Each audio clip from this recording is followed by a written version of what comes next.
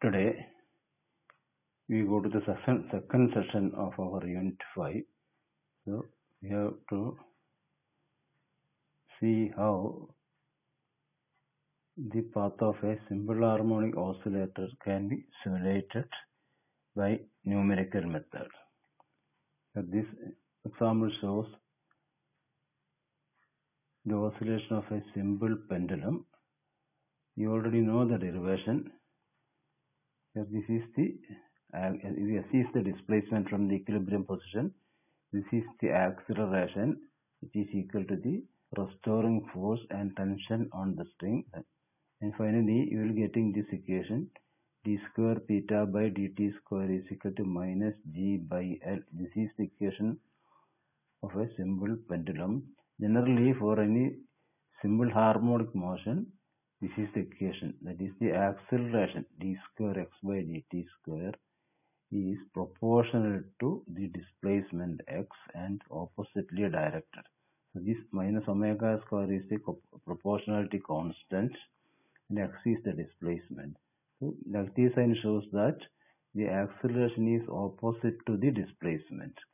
So in the case of this pendulum, we have d square theta by dt square is minus g by L into theta. Here theta is the angular displacement and minus g by L is a constant, which is equal to minus omega square. Say for a mass and spring system, this is the omega square is given as k by m, where k is the spring constant and m is the mass of the string. So let us take a general simple harmonic oscillator with d square by dt square is d square x is minus omega square x. So to simulate this motion, that means to calculate omega and ex, this is a second order differential equation which we cannot solve directly. So we have to break this into two first order differential equations and with initial conditions for each. Then we can apply either Euler's method or some other method to solve this equation. So we assume that dx by dt is equal to omega. That is, the velocity is equal to omega. Then when you differentiate this, d square by dt square, which is equal to minus omega square. So that is d omega by d square x by dt square will be d omega by dt, and therefore d omega by dt is equal to d square x by dt square, which is equal to minus omega square x. So you can use this first equation dx by dt to find x by Euler's method, that is x at t plus h is equal to x at t plus the function is omega, therefore omega at t into h. Similarly here this you can solve to find the value of omega. Choose the omega at t plus h is equal to omega at t, this is function at t minus omega square t into h. This can be repeated. Then when we go to time step until we reach the maximum time of x. See, to solve this we must have some initial condition for x. That is, x is equal to 0 or x is equal to 5 or x is minus 5, like that. And here we require an initial value of omega also. You know, when something is extremely simple harmonic motion at the extreme position, we can have the velocity 0 or the angular displacement, angular velocity is equal to 0. We can say so x is equal to minus 5 and omega is equal to 0, or x is equal to 0, which is the equilibrium position where the velocity will be maximum, like that. Any two initial conditions can be given, then this equation be solved. The Python program I already sent my note, and also when you plot it, you will get the sine curve for this equation. Next we go a simple harmonic motion with a damping force. When an opposing force is applied, that will also negatively affect the displacement. So here, suppose this is the nature of a damping force. Here the exact nature is not given. This is also the form, that is the df by dt is equal to some function. So the total derivative of the force function may be equal to another function depending upon t.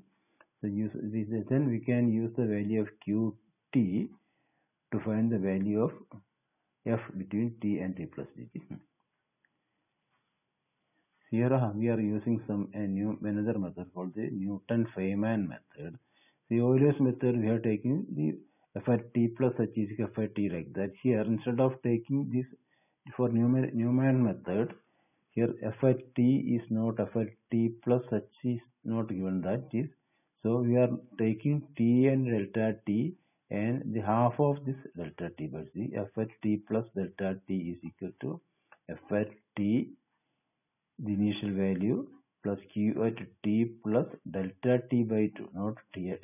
See, in the Euler's method, where this we have taken as t plus delta t or h into delta t. Instead of taking this delta t, Newton's Feynman method uses delta t by 2 into delta t. So if you are using h, this you can get f at t plus h will be f at t plus q at t plus h by 2 into h. Now we come to the damping force. Suppose there is a damping force acting on our simple harmonic motion. Now the damping force is proportional to the velocity. As the velocity increases, the damping force also will increase. And so we take F is equal to, the damping force is equal to B into V, where B is the damping constant. And so the acceleration will be d square x by dt square minus k into x minus b into v. So this minus k and x is the restoring force of the simple harmonic motion without damping, and this is the damping factor. So this is the total acceleration. Both will negatively affect the acceleration. Now we can split this second order differential equation to two first order differential equations. So first we can take dx by dt is equal to v into t as some function of time, and then differentiate this dv by dt, which is equal to d square by dt. Then dv by dt is equal to this minus kx plus bv. Then we can use Feynman-Newton's method. Here this thing is changing with the times. Velocity is the changing factor. So the initial acceleration is equal to minus kxi plus bvi. Therefore, the next acceleration will be ai plus 1 is equal to minus k into xi plus b into vi. Then vi plus 1 is equal to initial value of y plus ai plus h by 2. The new Feynman's method. Then this velocity we use to calculate the acceleration.